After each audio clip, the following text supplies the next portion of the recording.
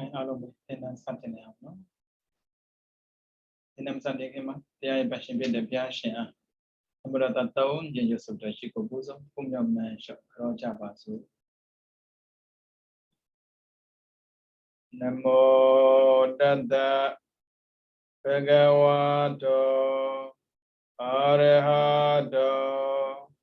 သမ္မာသမ္ဗုဒ္ဓတ္တနမောတတ္တဘဂဝတောအာရဟတောသမ္မာသမ္ဗုဒ္ဓတ္တနမောတတ္တ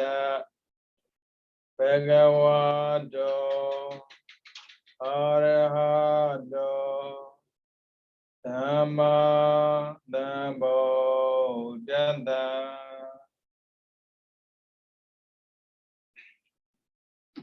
ဒီနေ့လူတင်တဲ့များအားလုံးမင်္ဂလာပါဒီနေ့2021ခုနှစ်17လပိုင်းနေ့ရက်ကျွန်တော်လက်ရှိသင်နေတာပြောမယ်ဆိုတော့သံပြောကနေပေါ့နော်စေတသိက်ကခေါင်းဆောင်ဖြစ်ပြီးတော့စိတ်ကနောက်လိုက်ပေါ့နော်စေတသိက်က52ပါးစေတသိက်52ပါးပြီးတော့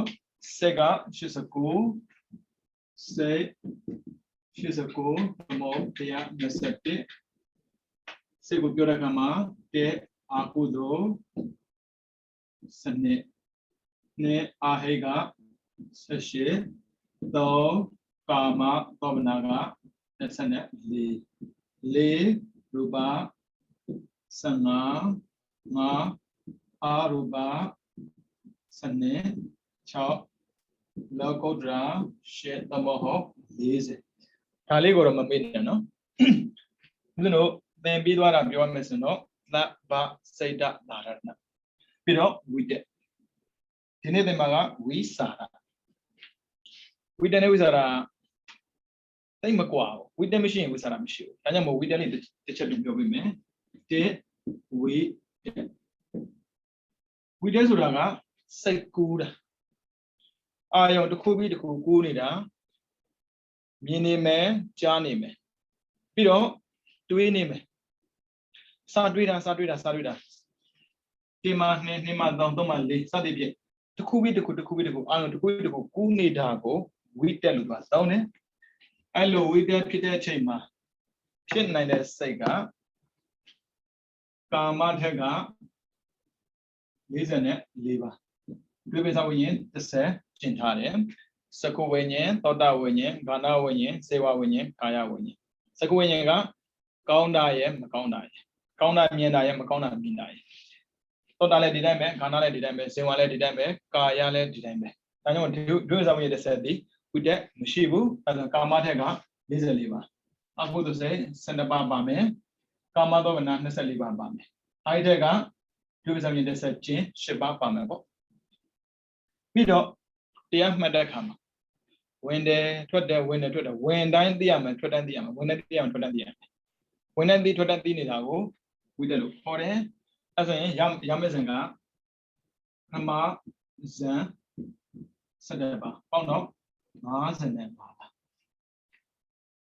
အာယုံကိုကူပေးတာပေါ့နော်ဒီနေ့စတင်မှာကဝိစာရနံပါတ်2ဝိစာရဝိစာရရဲ့သဘောကိုသိကျင်တဲ့ဆိုရင်ဝိတက်ကိုကြည့်ရတယ်ဝိတက်ကအာယုံကိုယူလိုက်တယ်ဝိစာရကအဲ့အာယုံမှာကန့်နေတာဒါကြောင့်ဘာသာပြန်တော့စက်တွေးတာပေါ့စာတွေးတာကဝိတက်စက်တွေးတာကဝိစာရတရားနဲ့တရားမတူဘူးကိုချစ်တဲ့သူရဲ့အကြောင်းနဲ့တွေးရင်တွေးနေမှာပေါ့အဲ့လိုမဟုတ်ရင်ကုသိုလ်ကြောင့်တွေးရင်တွေးမှာပေါ့ကုသိုလ်ကြောင့်တွေးတဲ့အခါမှာဆိုပါစို့ဗုဒ္ဓနုတ္တိအနာရမတတိသူကနေပြီးတော့သက်ကြိုလာတဲ့ချိန်သူရဲ့တငယ်ချင်းလည်းဟုတ်တယ်သူနဲ့အမပေးနှမပေးတယ်ဟုတ်တယ်ပေါ့နော်စီဝါရေးကတာဝတိမှာပေါ်တယ်ရာဇဝမှာရှားတယ်ဆိုတဲ့ပစ္စည်းတွေကိုရာဇကြိုပို့ပေးတယ်တရက် Fiale, Logama, Point Hollara, Fiaga, Pramazon was Suraga, Baranadi. Pramazon Winde, Yuga, Yaziju. Do Peter a great time, no? Maybe that I mean you are maybe that I mean the total at Chema, great down at it. Shempia, Pia, Picame, so ye. Pramazon Drama you are, Yazju, Pipazi, Goma, you mean you, Peter a greedy, and a piapid or la. Labin Nido Luja Danya Raboli, Idama Yazju Telepa, to a son de Capo down with Dada. Arane Chabio, see Simani Raboli, Oman Soy Pautiga Nebido, another Milare Kama, use an ala loaded key of the car, Tua Chuli she. Tabime, Piago, Manepan, Sonkames, Dine, two good and season it amulo, Tuamajo me wood. Tale do use your bono. Kudo ne agudo lazy a jomam chida. Nale dinabo.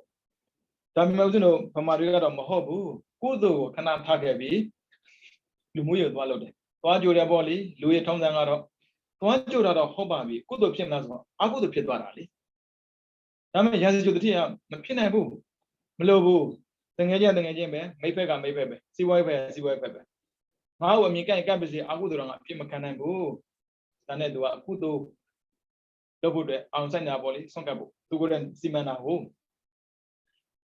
Narabaya Sinare. Oh, to illusion Lunga Lam Juda Kimama, Tabime, Churo by a body, Tilune, a moyaba. A moyabati, no Misabu. Lam Dribu.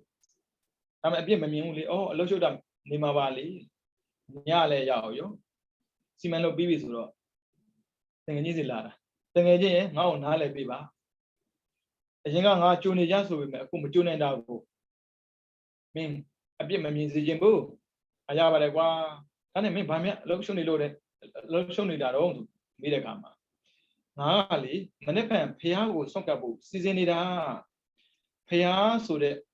Adango, long care about the thing and the Chakabu. Pia the Suya Letema. Town of Jigo, Lud and the Pogodia, Pigeon the look, Sanda Pubit, down so you get it. I go piano, what do we? Chinada, China, Piaz with the Jarane, a Piaz with the Angoma, Sego, Tenada with it. Pia, Setama, Piana Bidoli, Pia on the Cham Chida, we Sara. Aranado made it again, not Pia to the Yamna. Bayamne, the jam, Kidobuli, and now you are ball. Really, Pinababe. Nya a young with that tea. Pia ye go. Pia ye iron, you be the Ada. Sajaraga with the Sabido doing it. And I will Pia go, one, Hora, Ono, one in a volley, and an Abiola. I also a Gondaga, Louis say that 2 or 2 sender. Mane, and then I time melo since that time, Nigerian low, editing, Rudu, say time tell her that. To live a piano put in a stain, 8 years only, count him, Lombardema, Pia, Miera, Canada, oh, so in Nula, Nula de Jam, Mount Nido. Tame, Tutinaga, Mulen Bitina. Tema bo Kanagoa. A young Twitter, oh, at a Piago one look. Piago.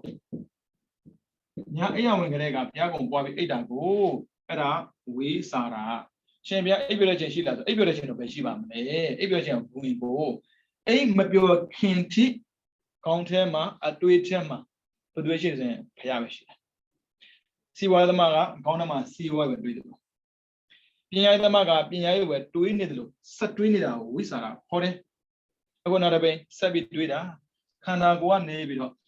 A young man today, Najorobia, Piago, Duida. Come on, the women's not. Kondo, Walla Bobby. Kondo,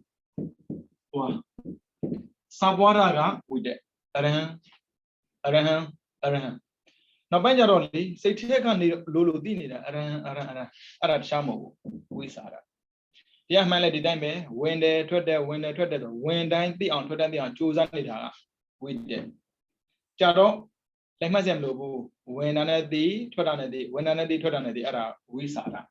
ဒါကကောင်းတဲ့ဘက်ကပြောတာမကောင်းတဲ့ဘက်လည်းရှိတယ်ဗျသူကပါတာကဝိတက်ပဲကြည့်လေ55ထဲမှာ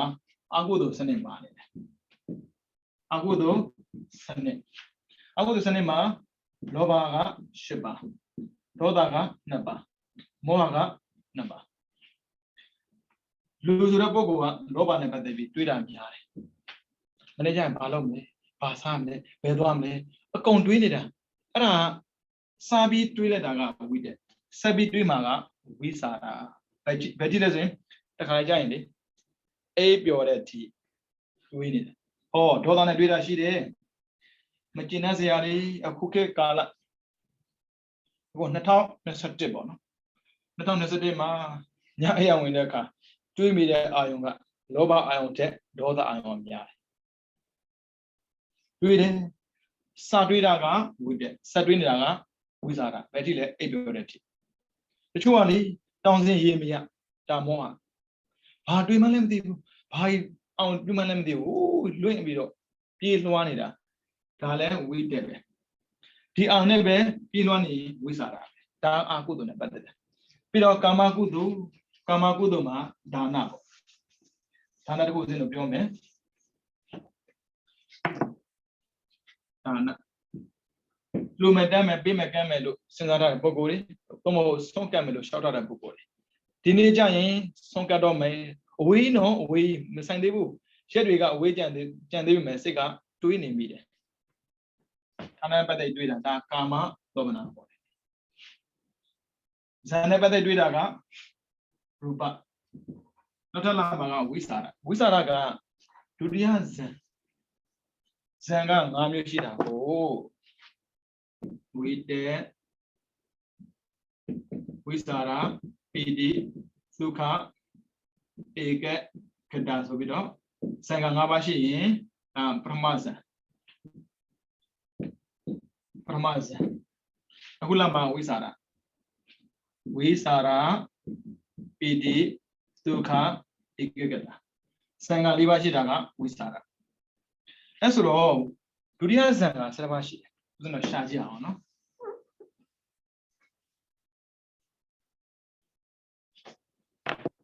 ရူပစိတ်15ပါးထဲမှာပရမဇန်3ပါးဒုတိယဇန်3ပါးတတိယဇန်3ပါးသတုတ္တဇန်3ပါးပစ္စမဇန်3ပါး3ပါးလေး15ရှိတယ်လောကုတ္တရာ40ထဲမှာပရမဇန်10ပါးဒုတိယဇန်10ပါးတတိယဇန်10ပါးသောတတ္တပတ္တိမဲ့ကိုမဲ့က4ပါးဆိုရင်ဇန်4ခုပေါ့ဟိုက4ပါးဆိုရင်ဇန်4ခုပရမဇန်4ခုဒုတိယဇန်4ခုဒါဆိုပေါင်းလိုက်ရင်ပရမဇန်10ပါးဒုတိယဇန်10ပါးပေါ့အဲဆိုတော့လောကီတဲ့ကရူပဒုတိယဇန်က3ပါလောကုတ္တရာထက်ကလောကုတ္တရာဒုတိယဇန်က10ပါဒီ55ပဲပေါင်းမယ်နော်ရူပဒုတိယဇန်က3ပါပြီးတော့လောကုတ္တရာဒုတိယဇန်က10ပါ55ပါအတူတူပဲဝိစာရမှာလည်းဝိပဿနာဉာဏ်တဲ့ဆက်ခြင်းကာမစိတ်44ပါအကုသိုလ်စိတ်7ပါအာဟိစိတ်ကဝိပဿနာဉာဏ်တဲ့ဆက်ခြင်း10ပါကာမသောဝနာ24ဒါကာမစိတ်44ပါရှိတယ်ပြီးတော့ပရမဇန်7ပါးကရူပတဲ့ကပရမဇန်3ပါလောကုတ္တရာတဲ့ကပရမဇန်10ပါပေါင်းလိုက်ရင်7ပါပရမဇန်အခုပြောမှာဝိစာရအာယုံဆိုင်နေတဲ့ပုဂ္ဂိုလ်တယောက်မှာတခြားကိုအောင်ပြတ်မသွားတဲ့အတွက်ဇန်ကတိုးလာတယ်ဒါဒုတိယဇန်ဒါကြောင့်ရူပခတဲ့ကဒုတိယဇန်3ပါလောကုတ္တရာတဲ့ကဒုတိယဇန်10ပါ55နဲ့7ပေါင်းတော့66အဲဆိုဝိစာရက66ပါမှာဖြစ်တယ်ဟုတ်ပြီနော်ပုံများလာတယ်ဝိတက်က55ပါဝိစာရကြတော့66ဘာတူလဲဆိုရင်ဒုတိယဇန်7ပါတူတယ်ဟုတ်ပြီနော်ဇန်များဖူးတော့ခက်တာဦးဇင်းတော်ကများသွားပြီပေါ့နော်အကုသိုလ်နဲ့တွေးတာရှိတယ်ကုသိုလ်နဲ့တွေးတာရှိတယ်ဒီနေ့ကဦးဇင်းတို့ပြောခဲ့တဲ့အတိုင်းပေါ့နော် စေတနာ3ပါးကိုပွားနေတာရဲ့စေတနာ3ပါးဘုရားကုံတရားကုံသံဃာကုံအရဟံစာပြီးပွားနေတဲ့အခါမှာဝိတက်ဒါဘာဝနာပဲတဖြည်းဖြည်းနဲ့လေစိတ်ကနေပြီးတော့အလိုလိုအရဟံလို့ပွားနေမိတာကဝိစာရဒါဆိုရှင်မြတ်ဝိတက်မှာလဲကာမ44ဝိစာရမှာလဲကာမ44တူမနေဘူးလားမေးမှာမတူသူကပူအာယုံစိုက်တယ်သူကအာယုံခပ်ဖြစ်ပြန်တယ်အချိန်မရွေးအာယုံပြောင်းသွားနိုင်တယ်ဒါပေမဲ့ဝိစာရကြတော့အာယုံမပြောင်းတော့ဘူးဒါကြောင့်မို့ဒုတိယဇန်တိတက်နိုင်တာပေါ့အဲကြောင့်အာယုံစိုက်ပါပြောတာဒါပဲဒါပေမဲ့လူဆိုတဲ့ပုံကမကောင်းတဲ့ပုံမှာအာယုံမစိုက်တယ်မတွေးပါနဲ့လားကွာမရဘူးထပ်တွေးမိတယ်ဥပမာဆိုပါစို့အမေသေးတယ်ပေါ့အမေသေးတယ်မတူဘူးเนาะအမြင်ကအမေသေးတယ်ဆိုတာဘဝထက်ကဆုံးသွားတာပေါ့ဘာနဲ့တွေးမှလဲကုသိုလ်နဲ့တွေးမလားအကုသိုလ်နဲ့တွေးမလားတူတူပဲဝိတက်ဝိစာရစတွေးတာအမေသေးတာကိုတွေးရင်စတွေးတာဝိတက်ဟိုးအမေကလေငါပေါ်မှာဘယ်လိုကောင်းတာအမေမရှိရင်ဝန်းနေတယ်ပေါ့ဒါကြတော့ဝိစာရတခြားမဟုတ်ဘူးအကုသိုလ်ဖြစ်သွားတာသံဝေကညာရမှာဩလူဆိုတာသိတတ်တယ်ငါတို့ပေါ်မှာအမေကကျေးဇူးရှိခဲ့ပြီမိဘကျေးဇူးနဲ့ပတ်သက်ပြီးငါတို့ကပြန်ဆန်းရမှာသာသမီတွေပေါ်မှာမိဘတွေကညှော်နှင်းချက်၅မျိုးရှိတယ်အဲ့ဒီထက်မှာနောက်ဆုံးညှော်နှင်းချက်ကငါတို့များဘဝတစ်ပါးပြောင်းသွားခဲ့တဲ့ခါမှာငါတို့ရဲ့သာသမီတွေကဒါနသီလဘာဝနာကုသိုလ်တွေလုပ်ပြီးတော့ငါတို့အမျှဝေမှာပဲငါတို့လွမ်းနေမှာပဲလို့ညှော်နှင်းမနေဘူးတဲ့ပြောမှာပေါ့လေရှင်မြတ်ပြောတော့ငါတို့လွမ်းနေမလို့ညှော်နှင်းမှာမဟုတ်ဘူးအဲ့လိုတွေးလိုက်မယ်ဒီလိုအဲ့လိုမဟုတ်ဘူးဘယ်နဲ့သွားငါ့ကိုတရားစေချင်တာအဲ့ဒါအကုသိုလ်လေသီလပြည့်စုံတဲ့မိဘတွေကသာသမီတွေပေါ်မှာအကုသိုလ်မမျှော်နှင်းဘူးကုသိုလ်ပဲမျှော်နှင်းတယ်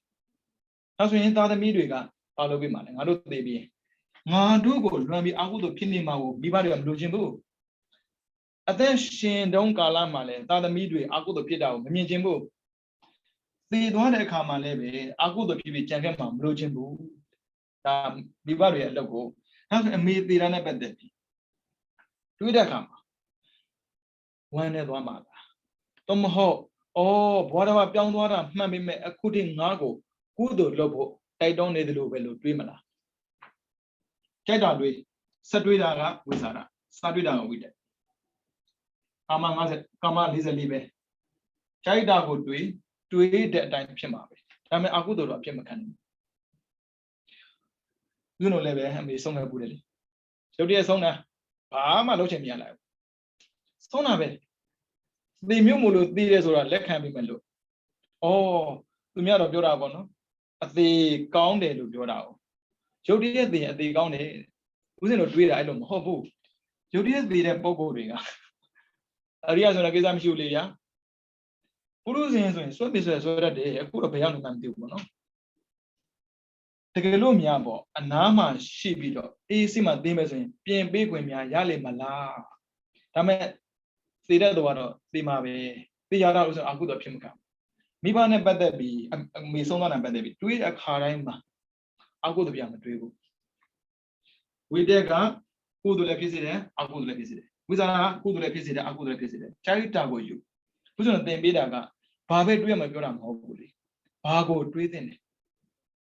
အခုအမေသေးတာနဲ့ပတ်သက်ပြီးကုသိုလ်ဖြစ်ခံမလားအကုသိုလ်ဖြစ်ခံမလားဝမ်းနေရင်အကုသိုလ်စိတ်ဆန္ဒပါတဲ့ကဒေါသဖြစ်တယ်ဝမ်းနာတာမရှိတော့ပါဘူးသေမျိုးဟာသေမှာပါလေသေတတ်တာကိုလို့တွေးရင်ကုသိုလ်ဖြစ်မယ်ကောင်းမလို့နာ24တဲ့တွေးတာရဲ့ဆက်တွေးတာရဲ့ဒါရင်မကောင်းပါဘူးလေမဟုတ်ဘူးသေခြင်းတရားမကောင်းဆိုမဟုတ်သေခြင်းတရားကတကယ်လို့သာမကောင်းဆိုရင်ဗရဏနုတ္တိဘုရားပဲဟောမလဲနုတ္တိ7ပါးမပါလေဗရဏ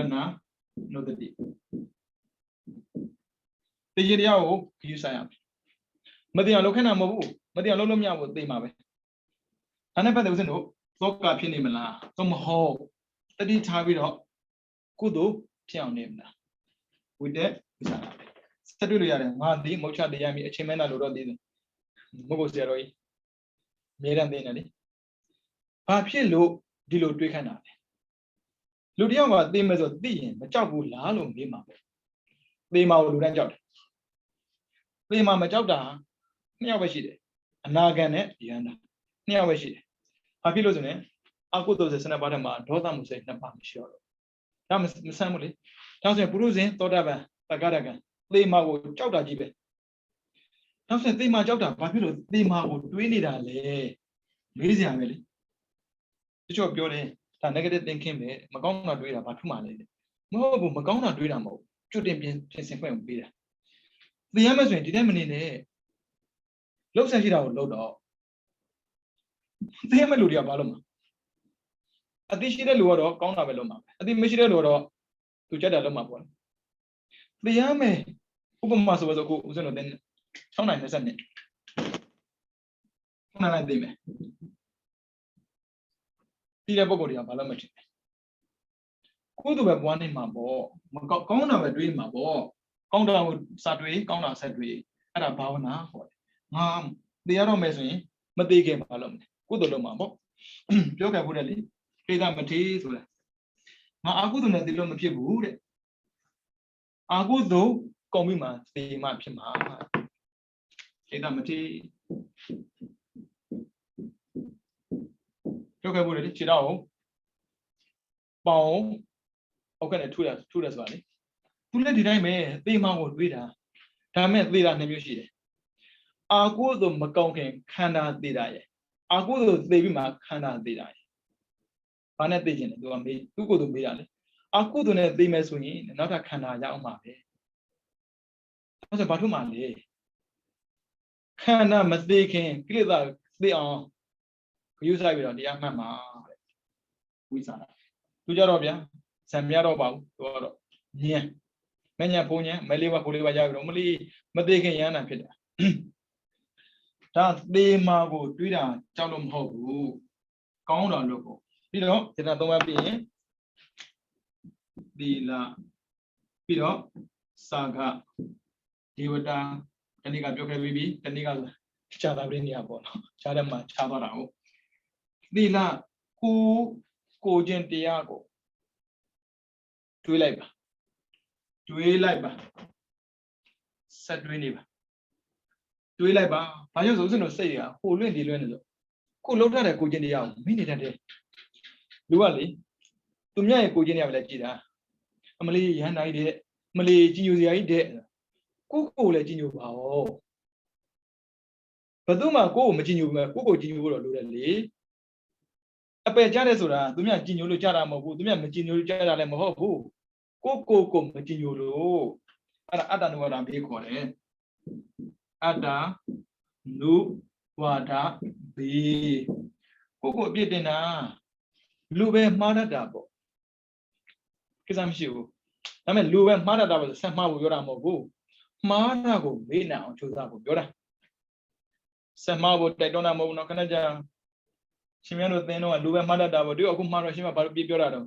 အမှားတကူကိုဆက်မမှားနဲ့လေဒီကတော့ကံ၅ပါးပေါ့နော်ပါဏာတိပါဒအာရေနန္ဒကာမေတုမသဒရာမုဒ္ဒဝါဒသူရမေဒီကံ၅ပါးကိုတော့မမှားမိစေနဲ့အကုသိုလ်ဖြစ်တာကိစ္စမရှိဘူးဟာရှင်မြတ်အကုသိုလ်ဖြစ်တာနဲ့ဒုစရိုက်ပါကွာဆိုဒူးလေဗျာနေထိုင်နေတွေးနေအကုသိုလ်ဖြစ်တတ်တာကိုအကုသိုလ်ဖြစ်တာမှန်တယ်ဒုစရိုက်မလို့မိစေနဲ့လက်စားကြောင့်လည်းဒုစရိုက်ဖြစ်တတ်တယ်ပြီးတော့လက်ကြောင့်လည်းဒုစရိုက်ဖြစ်တတ်တယ်ဒါပေမဲ့စိတ်ကြောင့်ဒုစရိုက်မဖြစ်ဘူးဟာရှင်မြတ်စိတ်ကြောင့်ဒုစရိုက်မဖြစ်ရင်မနောကံဘယ်လိုလုပ်မလဲအဘိဇ္ဇာပြပါဒမိစ္ဆာဒိဋ္ဌိသူများပစ္စည်းမတရားလိုတာသူများကိုမတရားသတ်ဖို့ဖြတ်ဖို့ဖမ်းဖို့စီဖို့လုပ်တာဘယ်လိုလုပ်မလဲသိကြတော့အဘိဓမ္မာသင်္นานတက်ထားတယ်လူတွေကမတရားတော့မတွေးလာပါဘူးဘုသူတတ်မှာဘုသူဖမ်းမှာမရှိဘူးထင်တာပြောတာပါဘုသူပစ္စည်းမတရားလို့မှလေပြန်စဉ်းစားကြည့်လေမနောစိတ်ထက်ကနေအကုသိုလ်ဖြစ်တဲ့ထက်မှာကံမြောက်လို့တည်းမဖြစ်ဘူး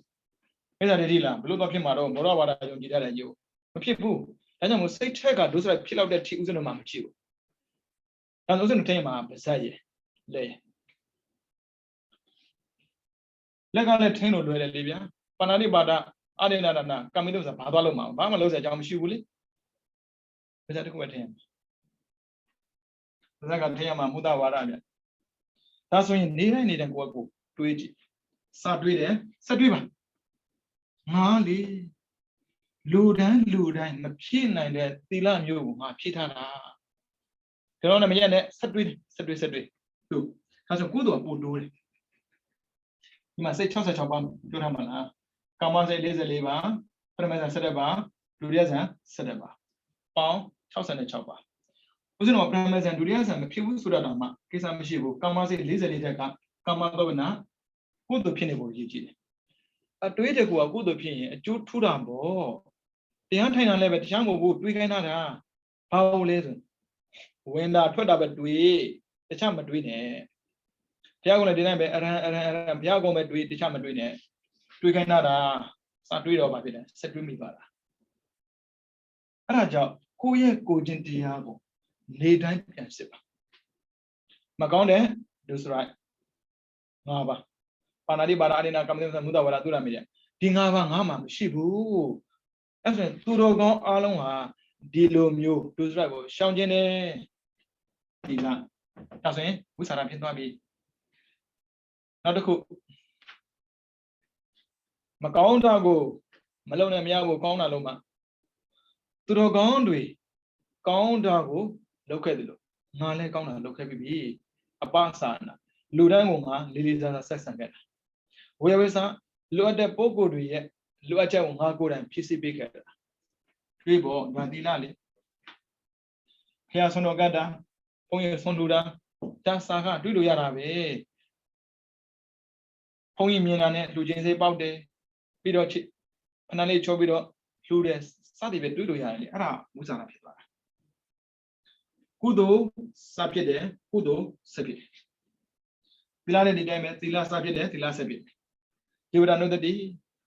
ကုသိုလ်ရှိတဲ့ပုဂ္ဂိုလ်တွေတည်တဲ့အခါမှာအပယ်မကျပဲနဲ့နတ်ဖြစ်တယ်ဒီလိုနတ်ဖြစ်စေတဲ့ကုသိုလ်ငါမှလည်းရှိတယ်ပေါ့တွေးနေဗျာဒါဝိစာရခေါ်တယ်အတွေးကိုရဲအောင်တွေးတာတစ်ခုတစ်ခုရှောက်တွေးတာမဟုတ်ဘူးပြောမှာပေါ့ရှင်ပြရဲ့ဝင်ထွက်မှတ်နေတဲ့အခါမှာဝင်သားနေထွက်တာကိုတဲ့ဝင်သားထွက်တာကိုတော့အတွေ့ကငြိမ်ပါမလားငြိမ်တာပေါ့စိတ်တော့ငြိမ်သွားတာဝိစာရကစိတ်ငြိမ်တာဝိတက်ကမငြိမ်ဘူးအဲကြောင့်မို့တွေးထားတဲ့အတွေ့ငြိမ်အောင်ဆိုရင်ဝိစာရနဲ့ထင်ရတယ်ဒါဆိုရင်စိတ်တွေငြိမ်တာတခြားကြောင့်မဟုတ်ဘူးဝိစာရကြောင့်ငြိမ်တာမကောင်းတာတွေးလဲငြိမ်တယ်ကောင်းတာတွေးလဲငြိမ်တယ်ဗျအဲ့ဒါတခြားမဟုတ်ဘူးဝိစာရအစွမ်းပဲဝိတက်ဝိစာရပြီးတော့နံပါတ်3အဓိမောက္ခအဓိမောက္ခအဓိပ္ပာယ်ကဆုံးဖြတ်တာနော်သင်ထဲမှာပါပြီးသားပါနော်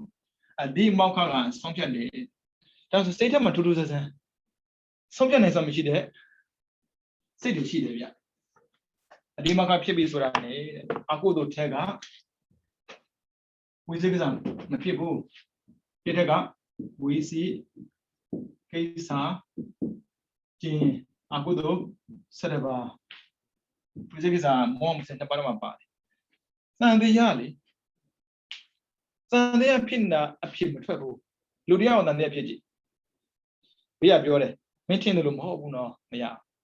ကိုယ်စိတ်တက်ကရှင်းသွားမှကိုရတာဘယ်သူပဲရှင်းကိုမရှင်းမရအောင်ဒီတိုင်းပဲဖရာကုံတရားကုံတန်ခါကုံဘယ်လောက်ရှင်းသူလက်ခံပါလက်မခံမရကံလေးဒီတိုင်းပဲကုသိုလ်ကံအကုသိုလ်ကံကိုလုပ်ရင်မကောင်းတဲ့အကျိုးပေးတယ်ကုသိုလ်ကံလုပ်ရင်ကောင်းတဲ့အကျိုးပေးတယ်ကြားတယ်လို့ပြောသူလက်ခံပါလက်မခံတာဘူးလေဝိသေကိစ္စဒါကြောင့်ဆုံးဖြတ်ချက်မချနိုင်ဘူး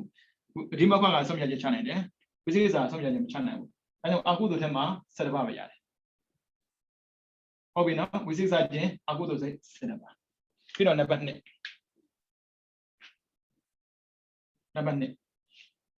ဒုပိစာဝိညာဉ်တစ်ဆက်ချင်းရတယ်ဒုပိစာဝိညာဉ်တစ်ဆက်ချင်းအဟိက8ပါကျန်တော့တူတူပဲတော့အာမသမနာ24ပြီးတော့4ရူပ Sama, Ma, Aruba,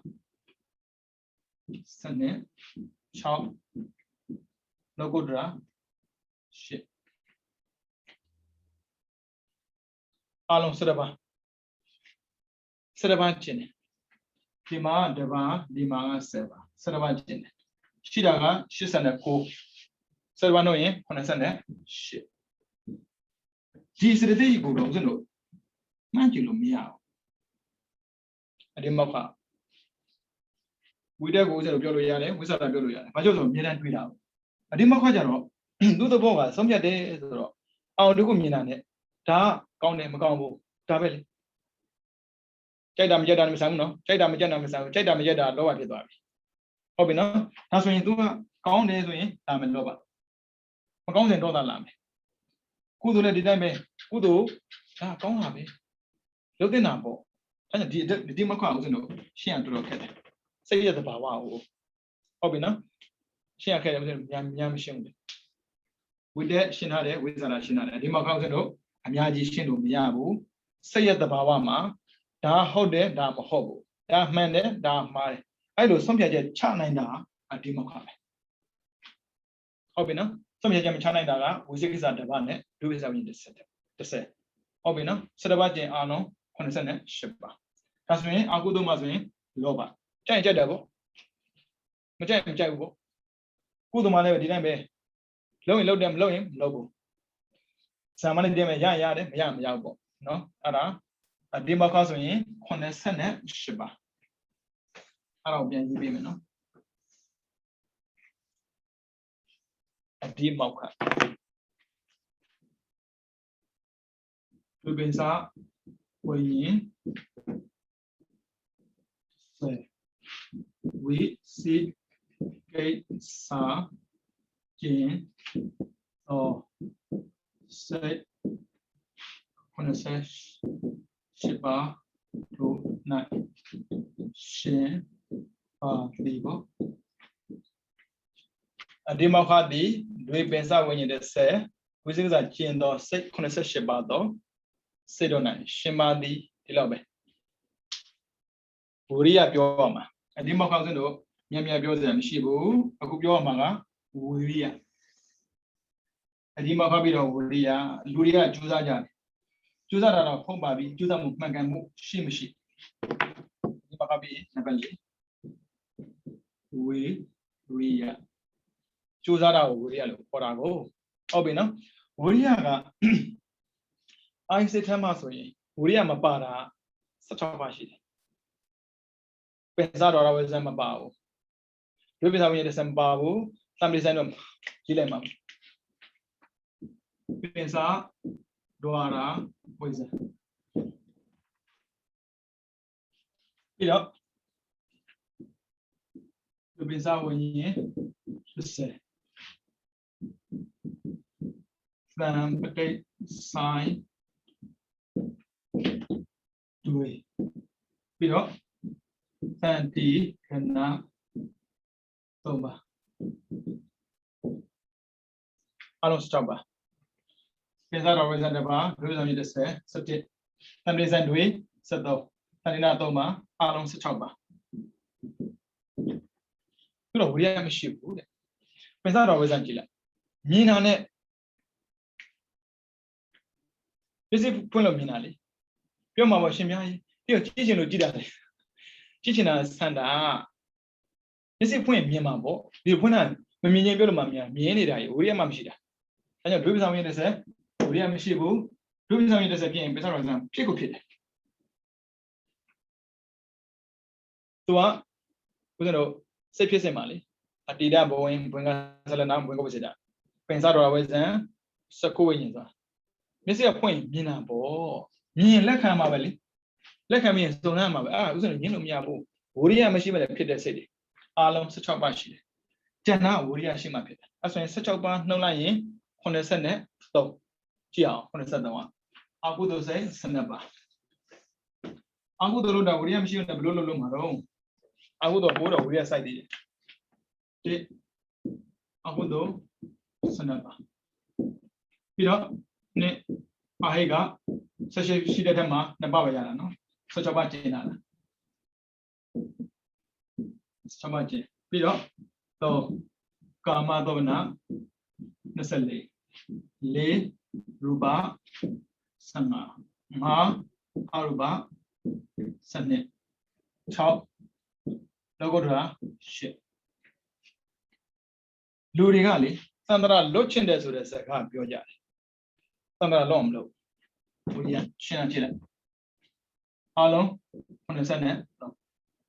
သုဒ္ဓရာပါတယ်မဲလို့ချင်းမရအောင်လုပ်ရေးစားတယ်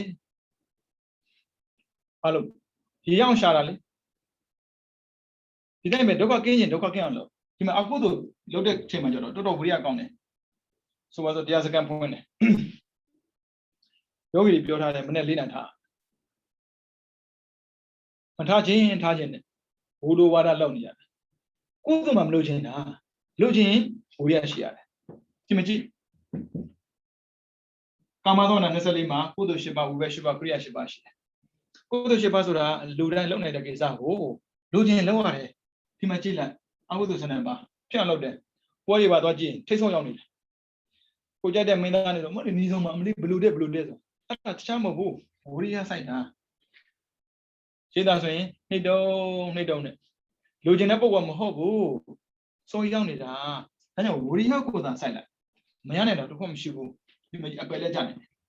ပြောမှာပေါ့ရှင်ပြဒီတော့အပယ်ကြားခြင်းလို့အကုသိုလ်တော့မဟုတ်ဘူးအကုသိုလ်အပယ်ကြမှာပဲဒီမှာဒီဝိရိယစိုက်တာပြီးတော့ကာမသောနာ24လူနဲ့ဖြစ်နိုင်တယ်ပြီးတော့ရူပ15အရူပစနစ်ဒါပြမဖြစ်နိုင်တာလောကုတ္တရာရှိနိဗ္ဗာန်ရနိုင်တယ်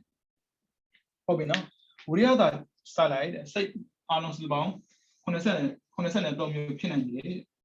ဒါဆိုရှင်မြတ်နိဗ္ဗာန်ရောက်နိုင်တယ်ဆိုဖြစ်နိုင်လို့လားလို့မေးရင်တော့မဖြစ်တော့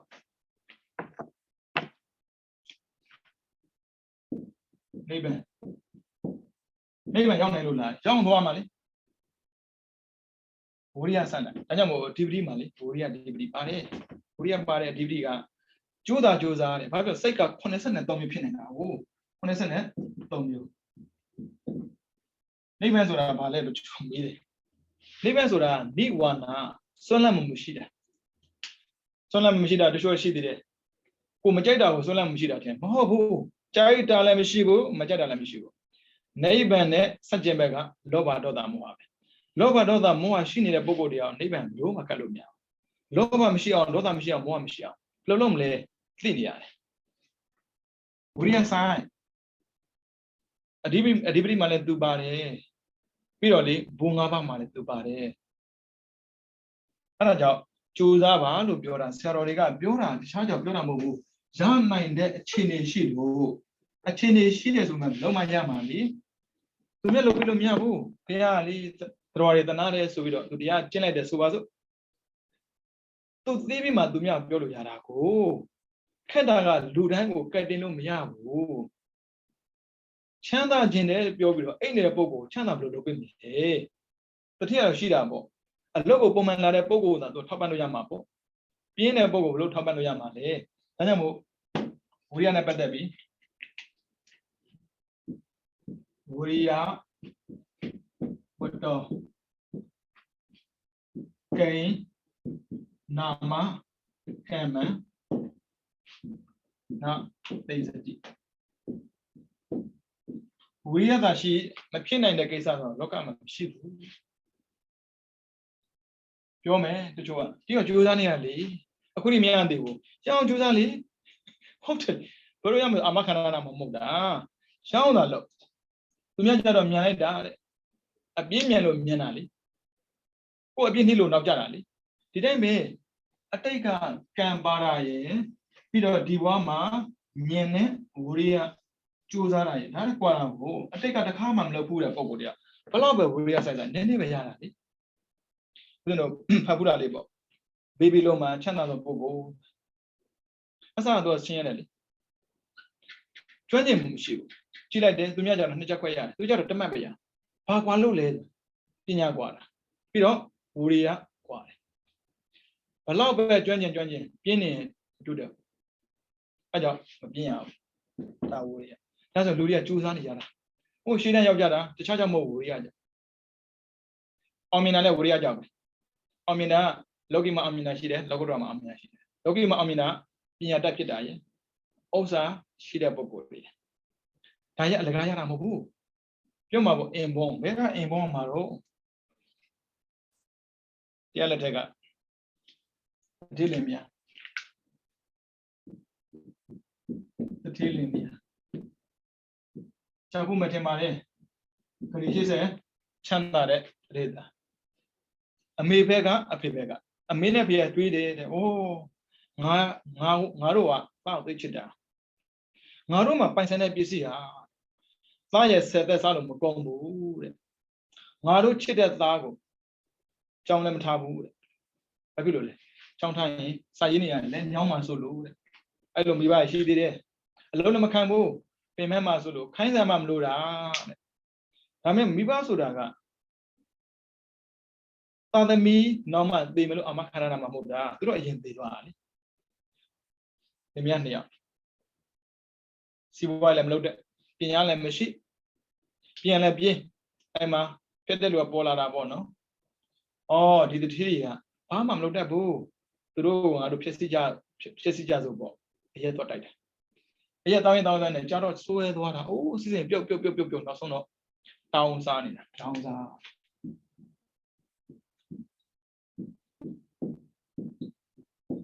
အဲ့ဒါနဲ့ဆုံးခံသွားတဲ့အခါမှာတွေ့တယ်အဲ့လင်မယားနှစ်ယောက်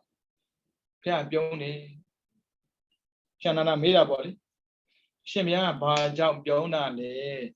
မကြည်စမ်းပါကွာဒီလင်မယားနှစ်ယောက်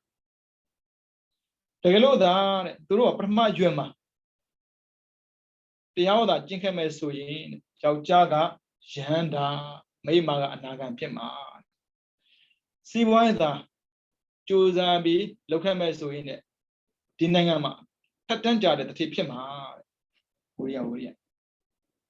ဒါပေမဲ့သူတို့မကြိုးစားခဲ့ဘူးတကယ်လို့ဒုတိယရွယ်မှာကြိုးစားခဲ့မဲ့ဆိုရင်ယောက်ျားကအနာဂံမိန်းမကတက္ကရကံဖြစ်မှာ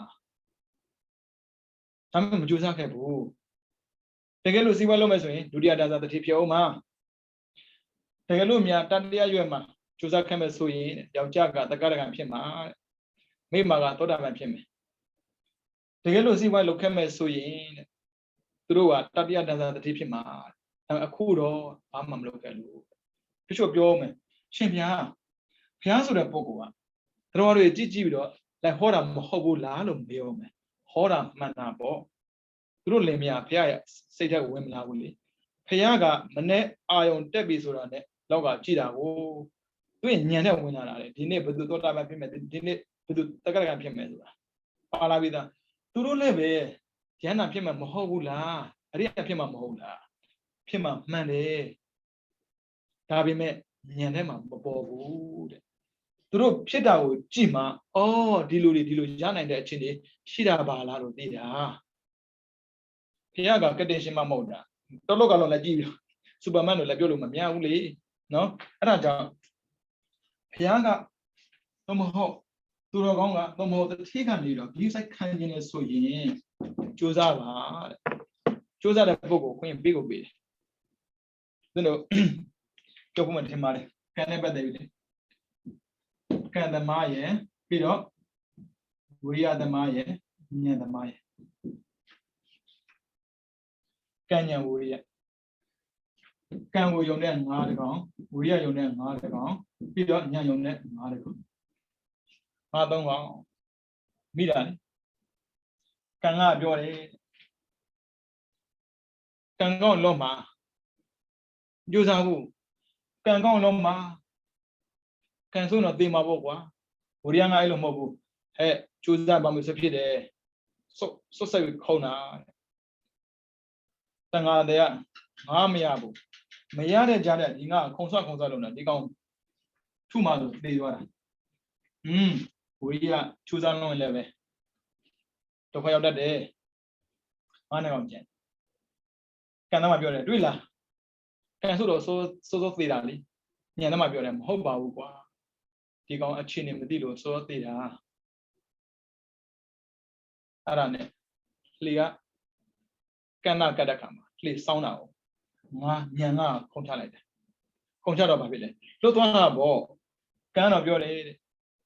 cái ngọn lông mà tụt lôi lại để cái mà hiện u mà cái ngũ zombie suni su mà vậy thì đây mày nhà mà bảo này uriya chú ra này xong xong đấy thế nhưng mà aku tu lâu đời bố vậy nhà mình shibu thì bao mà ông lên mà ta làm mà chắc chắn được cái mà vậy bây giờ nó chia ra đi ta làm sao wine bỏ thì wine thì thế cả thuê này để thì bây giờ nó chú ra mà lấy này là đi aku số bao giờ thì aku apa mà bỏ nó là đôi đi à lấy này là thế nhưng mà uriya को lâu đời cả mà nhà bà đấy ai giờ thì mình chỉ là anh nhé ta nhà vậy ta logi nhé ta logo rồi cả mà tôi mà làm nhà bảo là bà đấy nhà bà lại mà bà lại cô tôi lâu đời cả mà uriya को à thay vì đó lâu đời đó không bà bị nhà bà bị lâu bà ta sẽ out them a job thế nên chả chả lẽ vậy là cái kia là một mục đa phía trong nên chú ra đủ là chú ra kia là về lúc mà phía long nó uriya sai bị chú ra kia là bộ tiêu mà được chú biểu mấy ta đã anh ấy đẹp bộ mình nói phía của chị chú nó này phía của khán giả lúc mà chị chú mà được đâu xí ô bự mà lấy lúc mà mình để xí gì nhiều để giả bự mà đuôi này để đuôi để bộ này xí ta cũng là xí mà rồi nhà ấy qua rồi bà cái lô đi lô về lô đi cả chị chú ra này cho nên bộ cái lô máu làm mấy gì à mà đủ lì đủ à uriya này chỉ mới nói nào mà bự mà lấy lúc mà mình để uriya mà đủ mà xí ra ô thế nên một con này bộ chị chú mà bộ phía cái để cái gì này các bạn thấy chú ra cái đấy giá là để chú ở bà san làm đồ anh em phía biểu là uriya mới show này phía long quan này cho cái đấy sao cái mình đã chỉ là mà cú này mấy lần nào đó mình biểu đấy cái mà mình làm mình ai là nét đấy tao mua đó mà cú này luôn chú mà xí ra phía biểu đấy đúng không hậu đấy cái mà mình làm mình mà đấy alega ở đây song song đó đấy lưu điệu đó biểu mà khăn này mù đấy chú ra bị ở đây song song đó này mà chú ra bị ở đây song song đó một chú lì ngã rồi cái mà mình làm mình mà đấy bây giờ mà xí này mình lấy rồi mà mình đó uriya को mà show về chú ra ra sao cái mình đã chú phụ mà bộ cha phụ mà bộ uriya chú ra anh em chú ra thì anh này bắt đầu bị giang đó chú ra yêu chỉ ai khăn khăn ai cho xe rồi cái gì giang mà bị suy samadhi ya samadhi ya bây giờ mà show này sĩ cô đơn đủ samadhi cái vui đấy samadhi cái vui sao sát đam mẹ không xong này cái số này bộ cái đủ bộ mà này mình nhớ số này bây giờ levelတက်လာတယ် level 1 2 3 4တက်တာပဲဒီပွဲတွေတောင်မှနံအောင်စောသေးတာပဲကိလေသာတိုက်ပွဲမှာလည်းနံအောင်စော့ပေါ့ကိလေသာတိုက်တာတော့ခက်တာပေါ့ဗျာဥပမာဩဒိသရှိသေးတာကိုစိတ်ကလွဲနေတယ်လေဒါကြောင့်ဝိရိယစိုက်ပါဝိရိယစိုက်ပါဒါကြောင့်မို့တရားမှန်တဲ့ကမှာဝိသရာမရှိလို့လည်းမရဘူးဝိရိယမရှိလို့လည်းမရဘူးဟုတ်ပြီနော်ပြီးတော့ဝိရိယပြီးရင်ပီတိနံပါတ်5ပီတိပီတိကနှစ်သက်တာပြောတာဒါဆိုရင်စိတ်ထဲမှာနှစ်သက်တာရှိတယ်မနှစ်သက်တာရှိတယ်မတူဘူးဝေဒနာကြည့်မယ်ဒုက္ခဝေဒနာတစ်ပါးရှိတယ်ဒါကအိုက်ဆက်ဆက်ပါရမှာပြီးတော့ဒုက္ခဝေဒနာတစ်ပါးရှိတယ်ဒါလည်းပဲအာဟိစေတမှာပြီးတော့သောမနတာဝေဒနာသူကတော့62ပါးရှိတယ်အာဟုဒရမလည်းရှိတယ်အာယတမလည်းရှိတယ်ကာမသောမနာလည်းရှိတယ်ရူပထဲမှာရှိတယ်အရူပထဲမှာမရှိဘူးလောကုတ္တရမှာထဲမှာရှိတယ်ပြီးတော့သောမနတာဝေဒနာသောမနတာဝေဒနာ2ပါးအာဟုဒရမပြီးတော့ဥပ္ပခာဝေဒနာ55ပါပိဋိကတတိယဇန်လေးဝိတေဝိစာရာပိတိဒုက္ခဧကတ ဆိုင်ကဆိုတော့မြင့်သွားပြီဟုတ်ပြီနော်အဲ့ဆိုရင်ဒုက္ခဝေဒနာပီတိမဟုတ်ဘူးပီတိဆိုတော့သမဏတာပြောတာရှိတာ62ပါးရှိတယ်ဒုက္ခမဟုတ်ဘူးဒုက္ခမဟုတ်သမဏတာမဟုတ်ဘူးဥပ္ပက္ခမဟုတ်ဘူးဒါဆိုမဟုတ်တာကြည့်မယ်နော်ရှင်းပြမယ်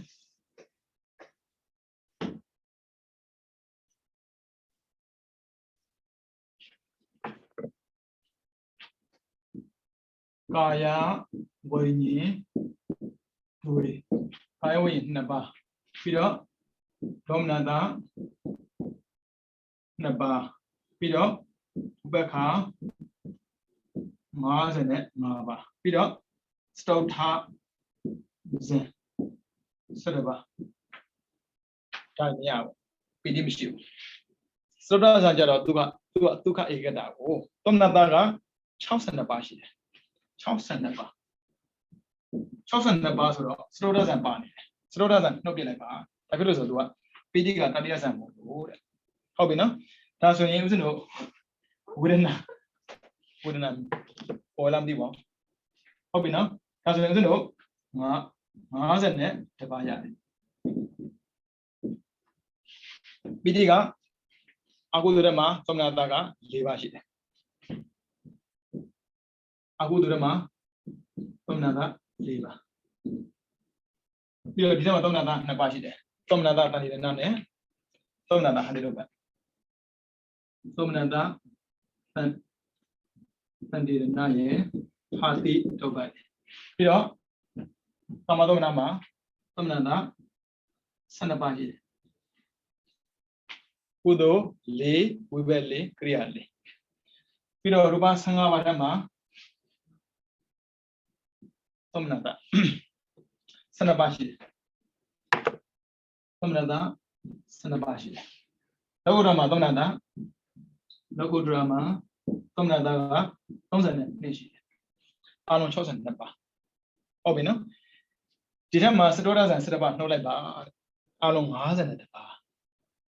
အဲဆိုရင်ဦးဇင်းတို့ပျော်တဲ့ထက်မှာပေါ့နော်လောဘနဲ့လည်းပျော်တယ်ပါရမီဇန်နီမီယာနဲ့လည်းပျော်နေဟိုပီတိဖြစ်နေမလို့ပြုံးနေအဲ့ဒါတခြားမဟုတ်ဘူးပီတိဖြစ်နေတာဘာနဲ့လဲအကုသိုလ်နဲ့လူတွေမကွဲတာပေါ့နော်အကုသိုလ်နဲ့ကုသိုလ်မကွဲဘူးဒီမှာကုသိုလ်ဒါနကုသိုလ်အခုကထိန်ကာလရောက်ကထိန်ကာလဆိုတဲ့ဒီတိုင်းပဲကုသိုလ်နဲ့ပြောရမှာကုသိုလ်ဆိုတာသမဏတတာကိုညာနာတပြောအသင်္ခါရိကစိတ်ပါဉာဏ်ရှင်သူများမခက်နဲ့ပြောရမှာဒါပေမဲ့ဘာပါလဲဒီပိုင်းပါတယ်ဘာပါအိုးအဲ့ဒါကိုစိတ်ထဲမှာပြောနေတာတကယ်ချင်းလာတယ်စီကားတယ်အဲ့ဒါရပြောနေတာအဲ့ဒါကုသိုလ်မဟုတ်ဘူးအကုသိုလ်ပီတိမဖြစ်လားဖြစ်တာပေါ့ပီတိမဖြစ်တာမဟုတ်ဖြစ်တယ်တဲ့ဒါပေမဲ့အကုသိုလ်ပီတိအဲ့ဒါကုသိုလ်အောင်ဆိုင်ရတယ်ရူပအရူပတော့ရူပလောကုတ္တတော့ပြောစရာမလိုဘူးဗျာသူတို့ပီတိကတော့တစ်ချိန်မှာပေါ်လဲဆိုရင်တရားထိုင်တဲ့အခါမှာတရားထိုင်နေဟိုခန္ဓာကိုယ်မှာလေအလင်းအောင်လေးထွက်လာတယ်ပြီးတော့ညဉ့်ညံ့တယ်ဝင်နေသိနေထွက်နေသိနေဆိုရင်တခြားအယုံမရှိတော့စိတ်ကငြိမ်တဲ့အခါမှာခန္ဓာကိုယ်ကနေတော့ဓာတ်တစ်မျိုးထွက်လာတာအဲ့ဆိုဘာဖြစ်လဲဖြင်းကနေပီတိပေါ်ရတယ်ဒါကြတော့ဇန်နဲ့ဆန္ဒနေဇန်ပီတိဟုတ်ပြီနော်လောကုတ္တရမှာလည်းဒီတိုင်းပဲဟုတ်တာတွေဝမထေဆိုတာပြောပြီးမနတ်ပြတာလေဖះဖန်ဆင်းပြတာဖူအိုးကြီးညိုလိုက်တာခန္ဓာမှာပေါ်နေဖြင်းကနေအဲ့ဒါပီတိအဲ့ဒီပီတိရဲ့မမြဲမှုမှတ်လိုက်တော့အရတမေအရတဖို့ရသွားတာဒါကြောင့်မို့ဦးဇင်းတို့အပျော်ရှာတာတော့ဟုတ်တာပေါ့နော်အာကုသိုလ်နဲ့မပြောနဲ့ကုသိုလ်နဲ့ပြောဟုတ်ပြီနော်အာကုသိုလ်နဲ့ပြောရရှိတယ်အာကုသိုလ်နဲ့ပြောရင်၄မျိုးသမဏတတာကိုဒိဋ္ဌိကတတံပြောအာသင်္ခါရိကသာသင်္ခါရိကသမဏတတာကိုဒိဋ္ဌိကတဝုပြောအာသင်္ခါရိကသာသင်္ခါရိကသမဏတ၄ပါးရှိတယ်ဒီနေ့တော့ပြန်ကြည့်ကြပါနော်စိတ်89ပါဟုတ်ပြီနော်ဒါဆိုရင်ပီတိက52ပါးမှာပဲရှင်းတယ်အာကုသိုလ်တွေက4ပါးအာဟိတက naba kama domna ga sanaba piro rupa ga sangaba ma rupa ga sanaba tuasan pa du da sa to kama sa doma dudesa doma daria doma sroda da doma tam piti ga sroda machine buဟုတ်ပြီနော်ပြီးတော့လောကုတ္တရာမှာ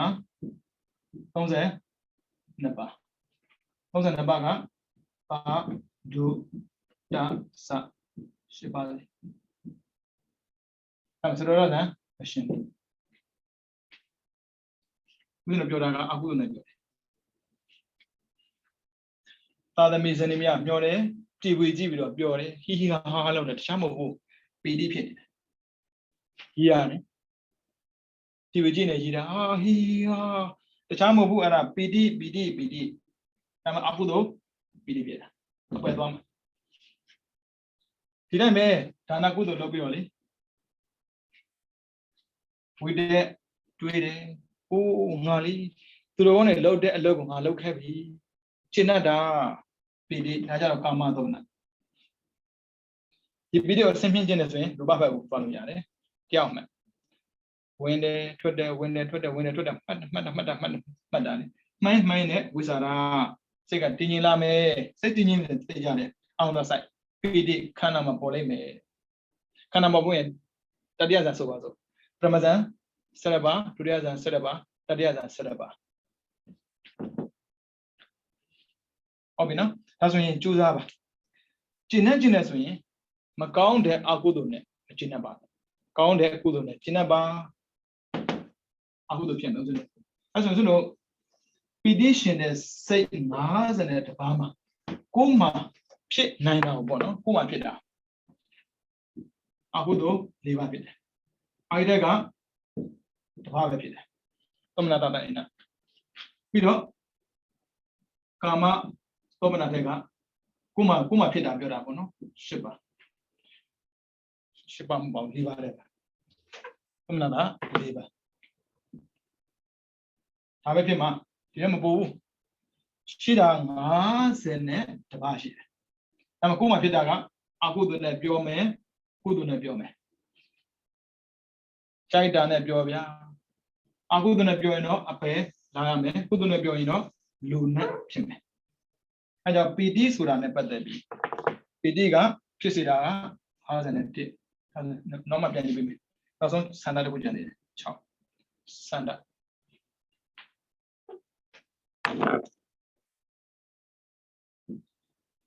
ကဖြစ်ခြင်းနဲ့သွားခြင်းနဲ့လာခြင်းနဲ့ပေါ့နော်စိတ်က89ပါးမှာဆန္ဒမပါလာနော်အာစိတ်18ပါးမောဟမူစိတ်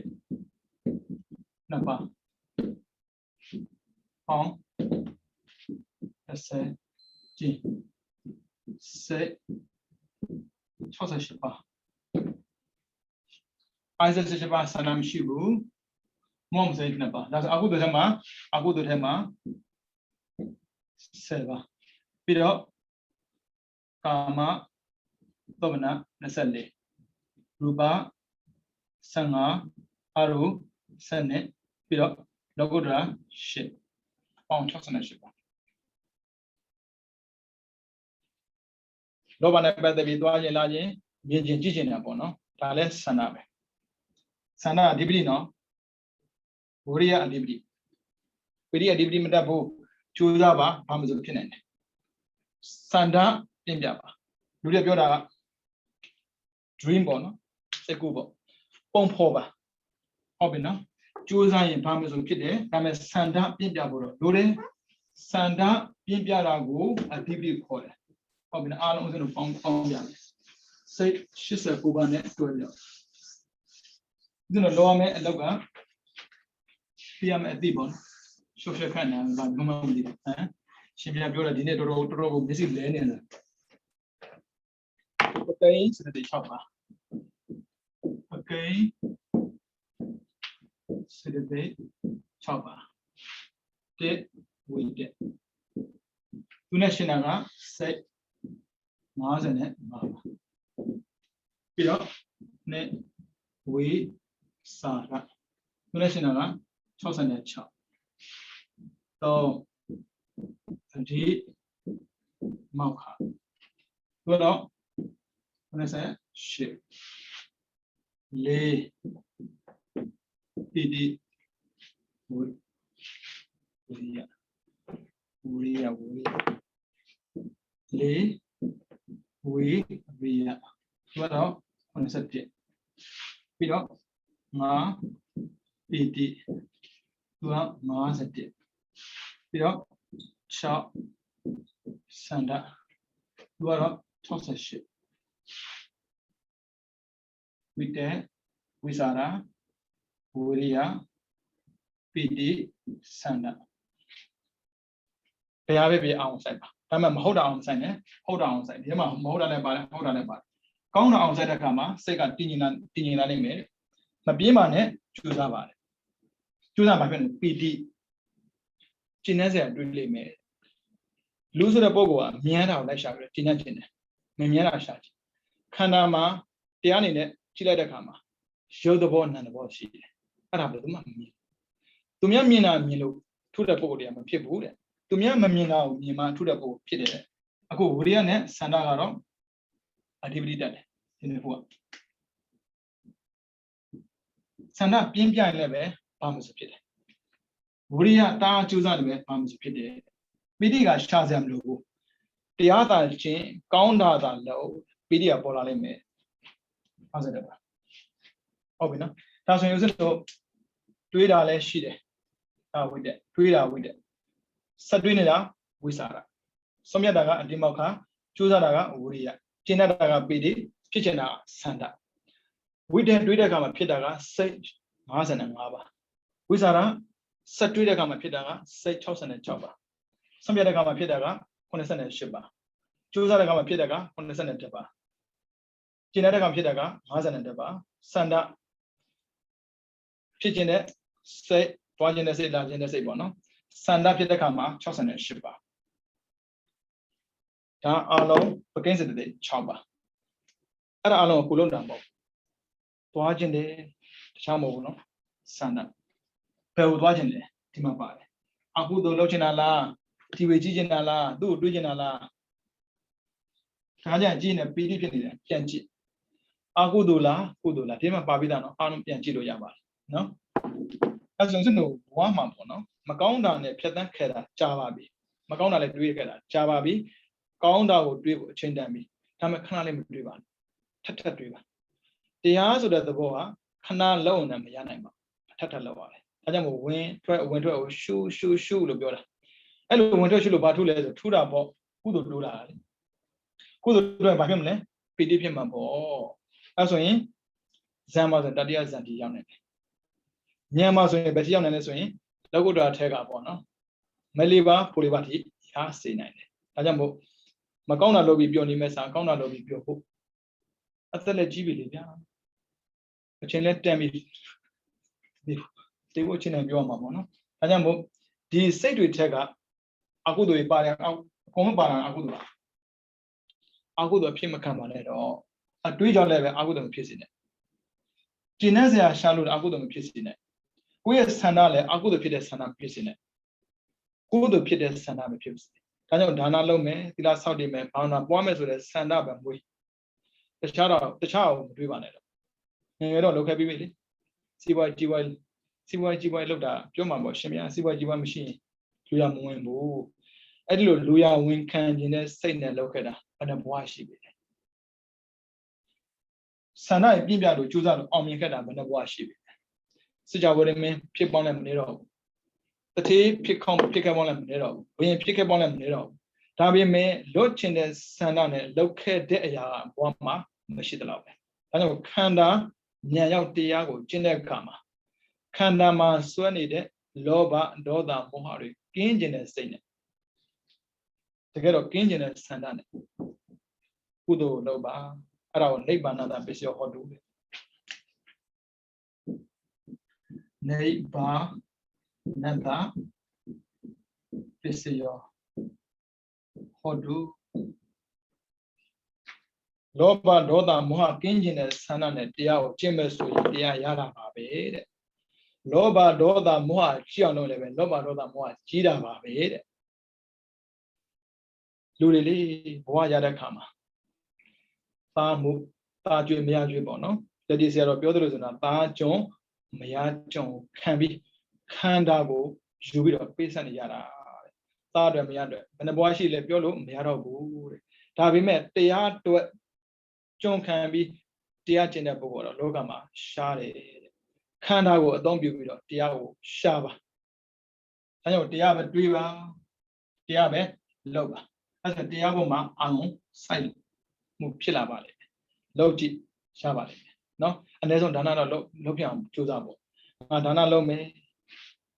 Sanda. At their time, Sanda. Madila Saudi, Sanda. I is Sanda Contabora, within a poor. Piano. Ah, Mabino Miahu, the Joshi, Sanda, Sanda Mabin, Uria, Bomlau, Sanda Biama. Aja, Tiaro, Tauma, Tiaro Shikoma, Saro Paoma, Kudoro Loma. That Anon Sanabe. Account a point, Uria. Bidding a Losiam Lobu, Piosia Mishane, Piosia Shibida.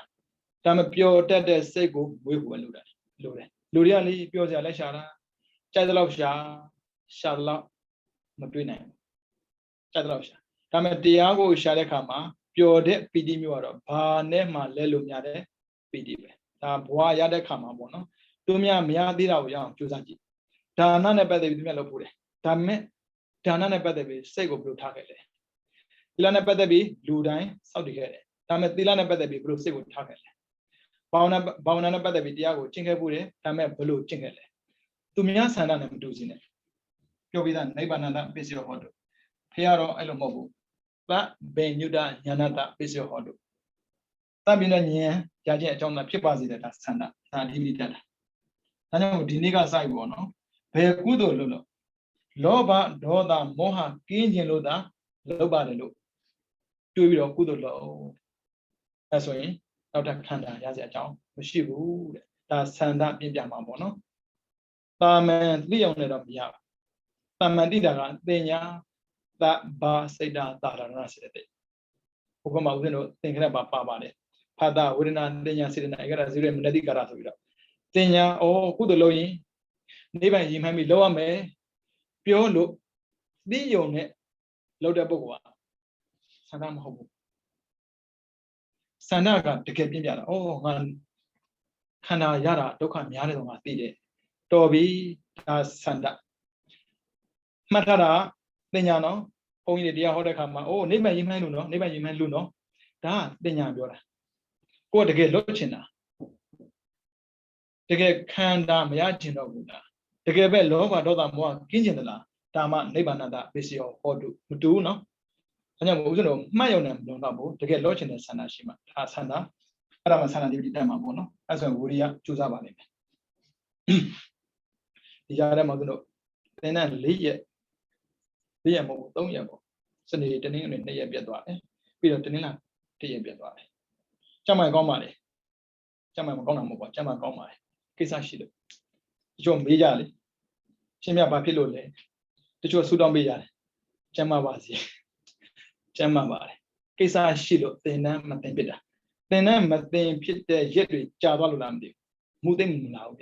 I was yabe. I was set alone the Bolore. Count the Yadapu, Mayabane.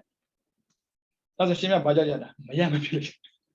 Shimia Bajayada, Miami Pilo Yada Bono, Kisa the Kushilova. Kisa the Kushilo, and then Sonia of Yalet.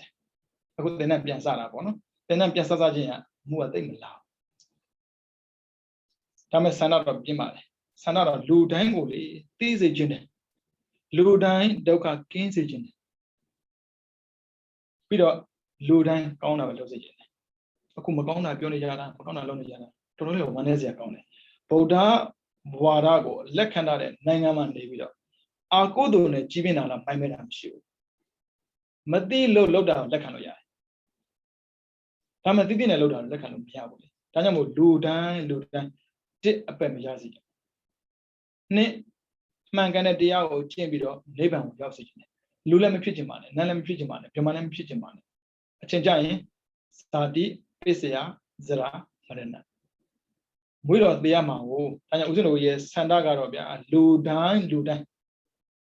Loba, Doda, Moha, Kembido. Nandi Duka called it. Shanta a sego, Yashi de Pogo Ribe, Pisigin. That was in a Sanda Sizibe. Tanabo, something Kamala to get this in a mono. Tame, what are this in a South Gianota? Say she's a go at Gianotaba, sitting as in about Gianotaba. We did a below bed thing, where Satan man, Sadi, she was me, being mad up in Mana Shivo. Tanamo, Koma Shini, ma, the Askurale, Chenoya. Machine alone, tap in man. Tanamo, choose a Java, no? Say necessary to any no. Aku Sidday, settle my bid. Tabasida Ranasede, Konaba, Pakaside, Chaba. Tanabata Medida, Kisam Shibu, not Manevan Sagro, no, Akudu Sadem. Tariam Pia. We don't know this so in Kudu demand, Tajaro Piam, no. We did not be on Lopa. Medina, Medida Kisam Shibu. A good thing, what Tabasida, okay. Matuan debu, Medidu Kisam Shibu. No, no needed them, Pengansa, Madima Tigo, the Ame. Wama, Madila Pida Hashide, Madi Ben Nilo Miade, Ayale Shibale. Tajamo, Diana Badabi, Kuma, Slibido, China de Senti, Chuzaba. Sibi Jima Kuba Osano. Madibe, Lide, Majimusuno, Saba Pidole. No, I don't. Boda Wada, Dida Buton, Ta Onswing, Kuran, Chinton de Pogodia Piao, Chuzabano. Tajamo, they are checking the Rosemian. Mimilo Boa Shintan and Kalama. Dana, Dila, Bawana, Diamiago, Chitanjo, Kwame Atobido. Loba, Doda, Moha, Piamid, Neibango, Yama, Punan Java. Neibango, Mima, Punan Pudwelebe, the Saliba Mediago, Panchantin, Dimi, Nanjava. The Saliba Mediago, Panchantin, Dimi, Piazza Hide, Aria Drogomia, Yama, Puapit, Neibango, Flamianzoa, Yama, Punando, Drogomia, Chicha, Bazi, Condadi.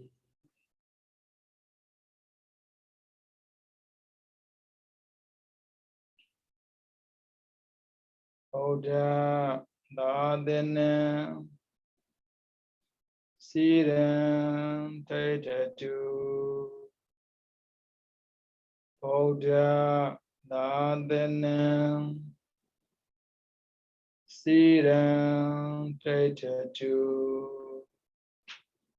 Oda, Dadene,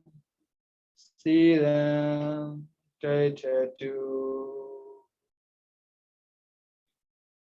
Sadu, Sadu, Sadu.